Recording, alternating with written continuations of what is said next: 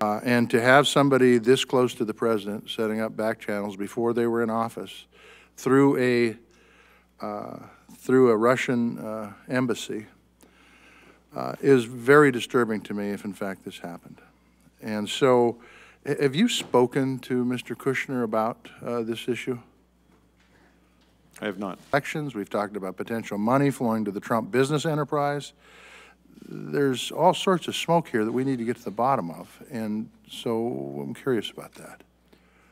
I hope no one in my department spoken to him. That would be inappropriate. I'm the interaction with the White House as a general rule. He doesn't work, like many of the White House staff do not work directly. But if I could, sir. Once again, thank you for being here, Secretary Kelly. I think that you. It's one thing if I call the president of a country and tell him, you know, have a conversation with him. It's different if it comes from another direction. It's just the reality of the way things work. I would just offer to you, sir, that we have to make the assumption, and I will, that Jared Kushner is a great American. He's a decent American. He has a security clearance at the highest level, as I understand it. Didn't then, though, did he? And if he was opening, I believe he should have had. Now, if he was trying to open back channel communications to pass information through that back channel to get to Putin or anyone else over there to say, hey, look, we're concerned about this, or this is what you might want to consider doing, because if it's official, then it's a whole different dynamic. I got you. So there, but the question is there was no red flags that come up for you at all on this? Not at the time. I didn't know about it. Since it's been reported, back channels are the normal, are in the course of normal interactions with other countries, very common. Can you tell me if it's also normal to go to an embassy of a country that has been our foe since World War II and do this kind? Is that normal?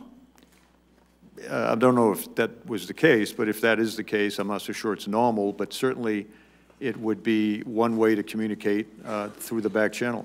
So if I were to do that, you guys would think that's okay? As a senator from the great state of Montana and a member of these committees, this is BS what you're doing, and you better stop it or whatever, or they could be very, that's essentially a back channel communication.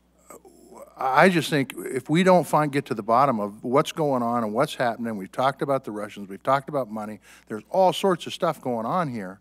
And as the ranking member said, there's so much going on here that we don't know which direction to have the investigation happen. And if it needs to be you've got the credentials, by the way, and you've got the respect, I believe, on this committee and probably in Congress to really find out what the hell's going on, because it doesn't make me sleep better at night.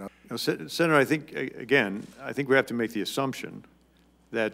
but don't you think we should ensure that that assumption is correct? Oh, sure, and I think there's nobody's doing that. I think there's numerous investigations that are looking into this. I mean, I think it's part of the Bob Mueller investigation. I think there's a number of congressional committees looking into it. Mr. Chairman, and thank you, Secretary Kelly, for being here today. And I'd like to once again thank you for your trip